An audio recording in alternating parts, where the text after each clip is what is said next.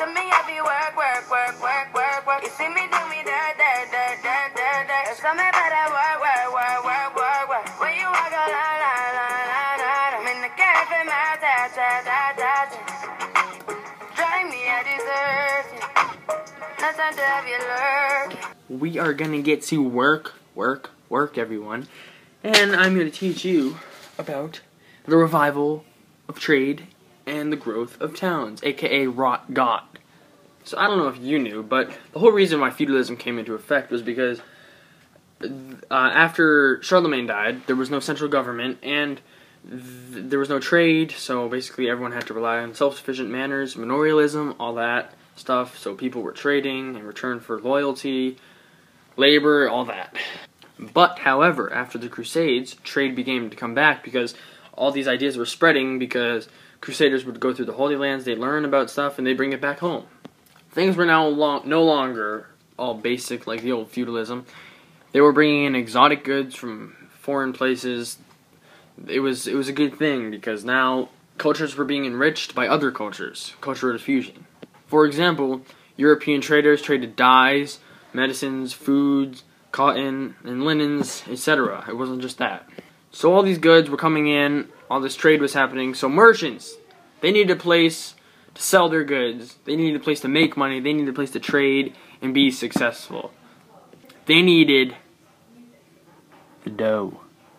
As Mr. Ponticelli says, again, I'm quoting him, yes, would you rather go to White City, the Plaza, Holla, in big letters, or would you rather go to the Providence Place Mall or the Solomon Pond Mall to get what you need and want? Think about that. That's a rhetorical question. So now manorialism was no longer needed because feudalism wasn't either, so people didn't have to learn how to farm anymore. They didn't have to do labor for their lords. People were able to use their skill and specialize in certain things. So these new specializations, the merchants, all these skill guys, they were now making towns more wealthy, and they were making them more centers of trade. So now these new things were developing. They were called guilds, and they were organizations of people who specialized in the same thing and were overseen by trade and production. So there was two types of guilds. There was merchant guilds and craft guilds. So every different kind of job and specialization had their own guild, and the members of the guild would actually manage the hours of work, the costs of the goods and the service, and they would also support the workers and protect them, keep the business running, keep the specialization and skill in place, and keep that town being wealthy and wealthier. So at the beginning of the Middle Ages, trade was only for the wealthy. Like, it was only for the people that could afford the exotic goods coming out from other foreign places. But now it was for, like, everyone. It was for peasants. Everyone was trading. It was even better than it was before in the Middle Ages back then. So now instead of peasants, knights, nobles, there was actually something forming called the middle class. And this was formed of merchants and guild members, and they were known as the middle class. So they were basically, like, in between this. They were like the average. They were the average group of people. So what the middle class was doing, the merchants and the guild members, they wanted their trade protected because that's the only thing they were involved in. They were solely involved in trade, in merchantry, and all that stuff that would get the town the money. And the king protected this, so they depended on the king completely. Like, they didn't have any other choice but to depend on the king and their skills. So the serfs and peasants without skill, they were allowed to leave now. Without feudalism, they were allowed to leave. So even if they didn't have a skill, they just left for a better life. Like, who wouldn't? They'd move out of their stupid farm and go to a nice city and be part of new life. New life. Hashtag YOLO. So even just the peasants and serfs just moving to new towns, this brought like a whole new life. It was more lively in the cities. Trade was even better. Everything was better. Like, this was like a new chapter in the Middle Ages. Feudalism, screw that.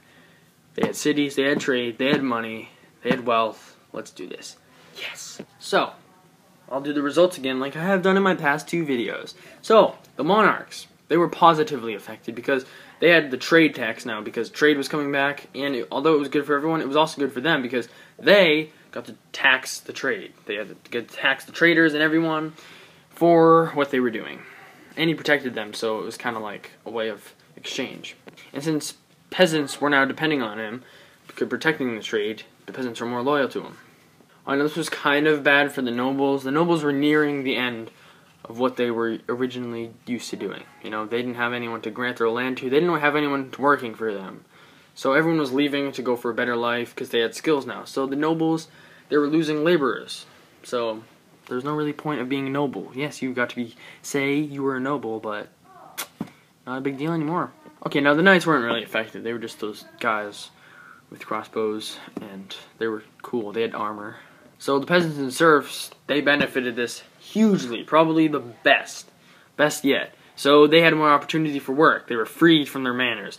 They didn't have to farm anymore. They could just go on for a better life. They could move to cities, and especially the peasants and serfs with skills that they could just leave, get a new job, and now they were loaded. They could it was like a whole better life. Like, lucky for them that they were alive during that time period.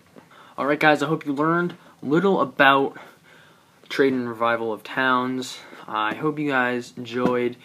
I'm gonna head out now, you know. I'm gonna make a new video on the Black Death tomorrow for homework, you know. There's Rocky. Alright guys, I hope that wasn't too disturbing, but don't forget to like, comment, no bad words, remember that, and subscribe. And I was joking about making a disappearing video, okay? See y'all later. I'm out.